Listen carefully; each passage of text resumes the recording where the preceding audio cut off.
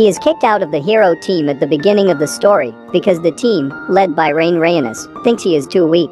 Rain believes that his teammates are making fun of him. And it is not until they begin to humiliate him that he realizes that his teammates are disappointed. He leaves the city and wanders the streets. When they see him, all of the kids gather around him. Rain uses his ability to fly a hawk in the sky and play with the kids to keep himself active. When the kids see this, they all say that when they grow up, they will become like Rain and travel the world as beast tamers. Rain Tedeschi decides to become an adventurer and earn money by completing tasks, inspired by the children. He then inquires about adventures among the members of the Adventurers Guild. Later, he finds out that in order to become an adventurer, he must pass a test that requires him to hunt goblins and gather particular herbs. Following a successful gobble hunt, Rain puts her skills to the test. He hears a girl scream and sees a tiger monster directly attacking a cat girl as he goes to gather the herbs. Girl Rain rushes to stab the killer tiger with a dagger, but when it hits the tiger's skin, the blade breaks. The cat girl simply leaps to the sky and kills the killer tiger after he spots Rain and creates a new target for her escape. Let's say the cat girl passes out. Realizing she is just hungry after hearing her stomach growl, Rain rushes up to her. After Rain gives the cat girl all of her food, they talk while staring at each other. Kanade and Nade are members of a powerful race that is rapidly disappearing. She becomes enraged when she learns that Rain was dropped from the team. Rain smiles and explains that he was so weak that he could only hinder his team. In order to boost Rain's self-confidence, the candidate makes the offer to sign a contract with him, pointing out that few people in the world belong to the powerful race she represents. He forms a magical partnership with her because he is so moved by her proposal. With his blood, Rain has a special magical power that binds it to Kanade. This means that when the two of them officially unite, the same symbol appears in their hands, demonstrating their closeness. Rain registers as an adventurer with the guild after completing the test with the assistance of Kanade. A man with a notices candidate from a powerful race, asks the invites candidate to be his teammate at one point, but they say no. After that, the man directly suggests a duel, claiming that only the powerful are deserving of Kanade. Rain accepts the challenge of arm wrestling with a man unexpectedly, and he easily defeats the man with the scar in 1 second, even surprising himself. According to Kanade, super strength will be granted to those who sign a contract with a powerful race. They rush to the sound of a nearby scream when they suddenly hear it. They see a gang of thieves rob an elderly man of his belongings, with the intention of killing him. Rain asks the candidate to protect the elderly man, and then rushes up on his own to fight the bandits. Kanade must follow his instructions. She is a little concerned that Rain won't be able to use the power he just received, but Rain unexpectedly performs well and defeats the bandits completely. Kanade develops feelings for Rain as he observes his heroism in battle. The old man is reminded by the Rain after the battle not to go alone into the wild. Rain refuses to follow the old man because he convinces him that the bandits' organization will soon arrive to exact revenge. He intends, on the other hand, to eliminate Kanade and the bandit organization. Rain discovers the bandits' cave by driving the animals away. In addition to instructing Kanade to seek assistance from the town's soldiers, he gathers a swarm of toxins carrying bees and plans to direct them to attack the criminals. Kanade is usually surprised when he sees a lot of bees sign a contract. Tamers are unable to control a large number of animals because they can only enter into contracts with them. Possesses power, bolstering the candidate's belief that working with Rain is the best option. Not too far away, 3 individuals are running in every direction. The other girl is the tamer, and the 2 girls are magician and priest, respectively, from Rain's hero team. A man with brown hair was hired. The 2 girls thought the tamer should have arranged for a large number of animals to patrol the neighborhood in advance, and then used the animals to stop the enemies from fighting, so they accused him of not doing his job. Because most tamers can only control one animal, the man with the brown hair is furious and accuses them of being unreasonable. After that, the girls realize that Rain, whom they once denigrated, is in fact a top tamer. The Rain plan is proceeding well in the interim. The soldiers have wanted to get rid of the bandits for a long time, and eventually a number of enormous lizards suddenly emerged from the cave's depths. These C-rank monsters had been specially bred by the criminals to combat the intruders. Rain tells the soldiers to get the criminals out of the cave, so he can use Kanade to fight them. Rain and Kanade defeat all of the monsters after a fierce battle. The soldiers, seeing that they have not been hurt, first shoot their names in praise. Rain also experiences a sense of accomplishment at being rewarded for her contribution by so many people. He receives a bounty and is upgraded from level F to level 2 by the Adventure Guild. Rain and Kanade indulge in a substantial meal. They discover that the hotel only has one room left when night falls. Kanade is so attracted to the room that she refuses to leave, despite Rain's intentions to leave. She rarely stays in a human hotel and wanders around outside all year. Rain tells the candidate to be more cautious around men because she thinks it's bad for a young man and a girl to stay in the same room all night. Kanadia is upset and explains that she doesn't mind sharing the room with Rain because she has discovered that he is a kind and honest adventurer during their adventures. Rain is moved by Kennedy's words, so he agrees to stay after a busy day. Kanade is amused when Rain suddenly falls asleep because he is so worn out. The candidate insinuates that he will help Rain become stronger in the event that Rain is kicked off the team. When Rain accomplishes a difficult task one day, a baffling troublemaker shows up on the bridge and starts a fight with people walking by. The individual calls a halt to the battle so that the bridge can be used by all.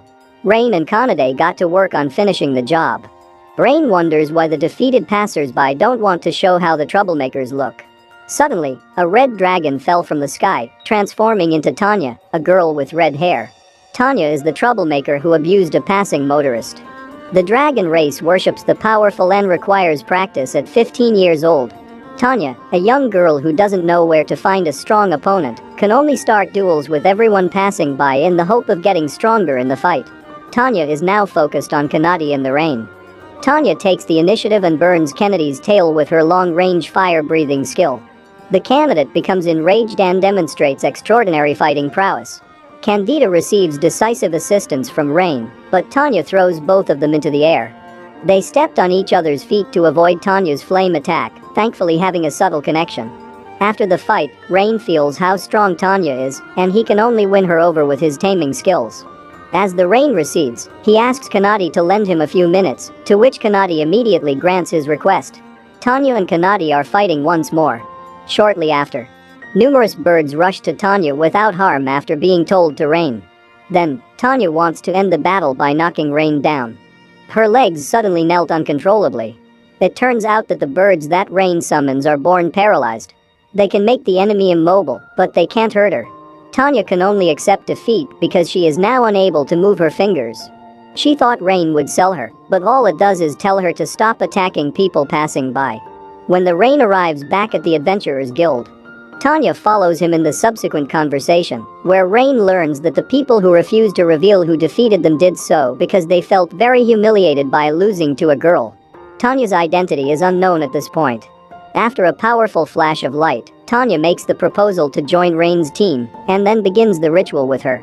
Tanya feels a strong connection to Rain because the same symbol appears on her hand when they sign their contract. That night, while Rain was asleep on the floor, Tanya and Kanade argued over who would watch him sleep.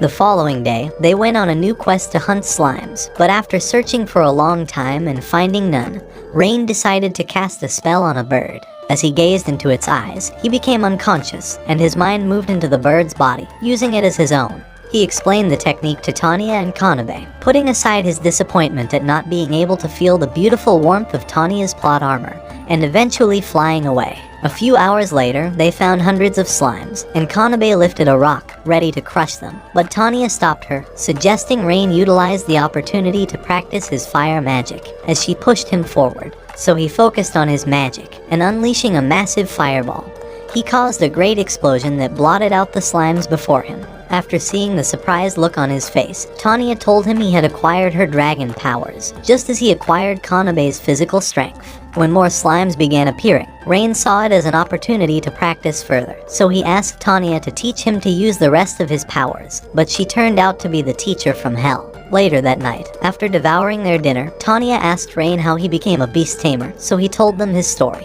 When he was younger, his parents were beast tamers, causing him to grow up practicing the magic. He said that one day, after practicing into the late night, he realized his village was on fire and hurriedly ran home.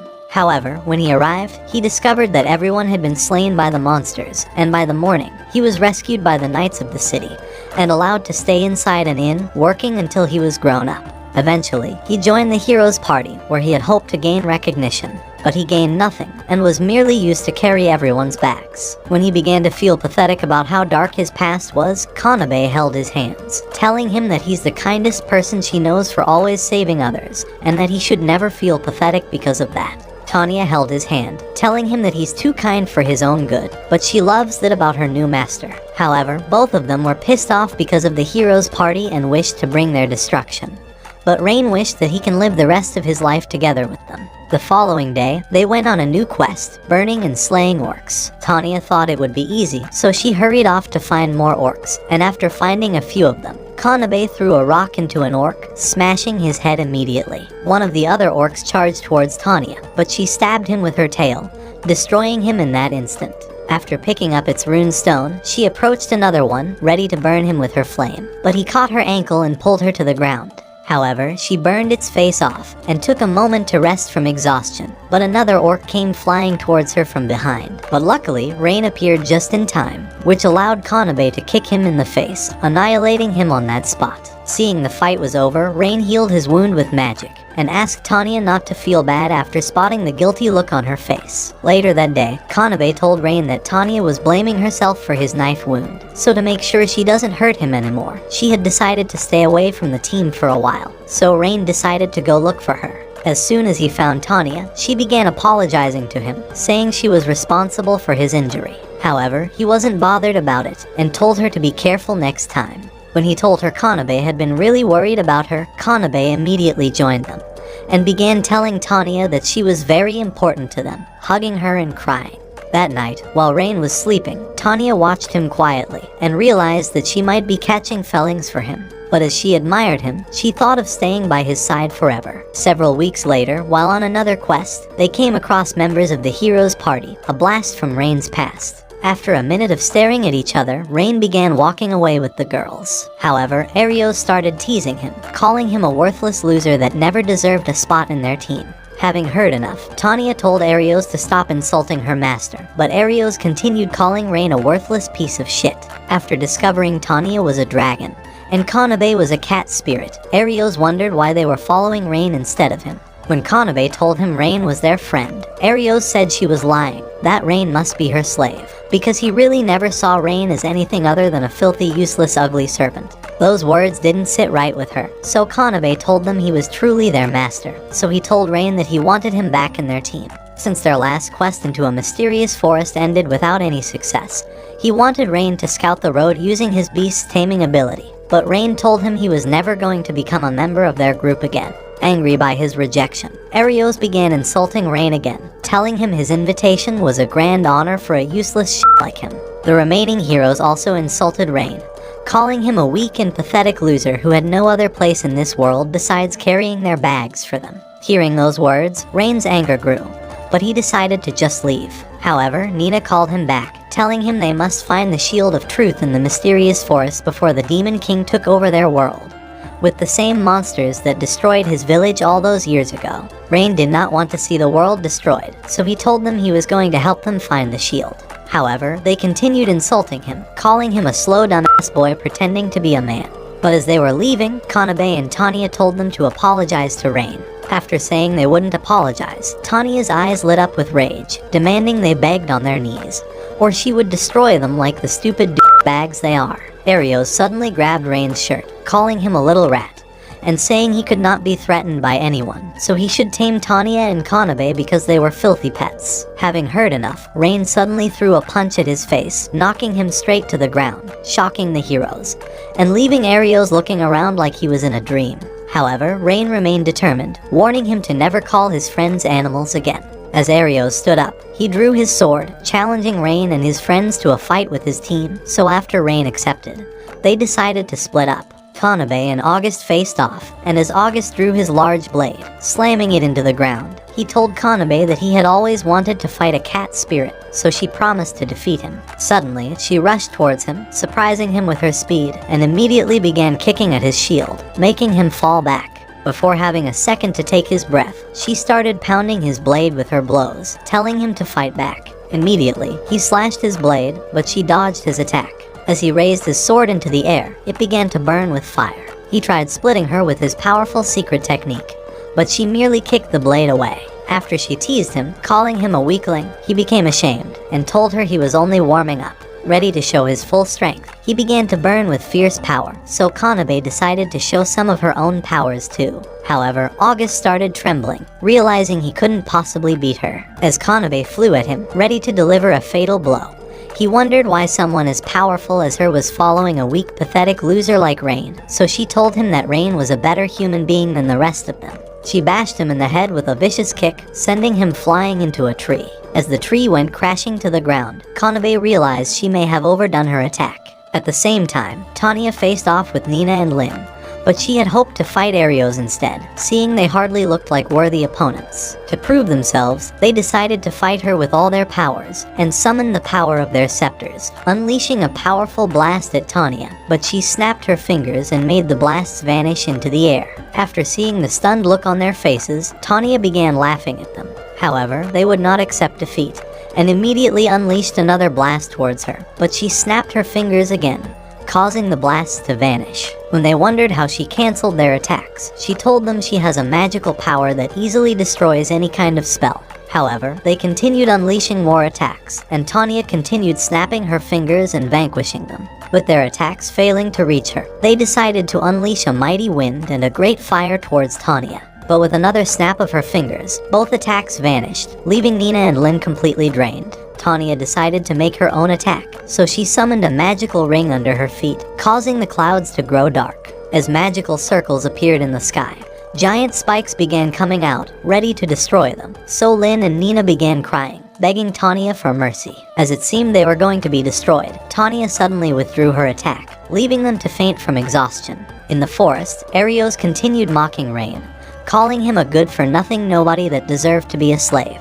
But while he was still talking, Rain punched him in the face, telling him to shut up. So Arios slashed his sword at Rain, nicking him in the face. He continued slashing at him, but Rain began dodging his attacks. However, the sword ripped his clothes. As Arios lunged forward with his sword, Rain caught his hand and delivered a great punch to his gut. Immediately, Rain flew at him with a mighty punch, but Arios narrowly dodged his attack. He began slashing his sword again, but Rain continued to dodge everything. As Rain flew at him again, he told him that his overpowered abilities were unlocked since he bonded with Tanya and Kanebe, and that over the years he had studied Arios' movements in battle, making his attacks easy to expect. With a wounded ego, Arios slashed at Rain again, but he dodged it, and with a spin, Rain kicked Arios in the stomach. However, Arios would not accept defeat, and immediately shot lightning at him, but Rain jumped away just in time. As he shot another powerful lightning at Rain, Rain threw a huge fireball of his own, each destroying the other. He was surprised to see Rain block his attack, so he decided to try a different spell. As he summoned magic circles around Rain, huge spikes began coming out of them. Arios decided to take advantage of his distraction, and sent another powerful lightning at him.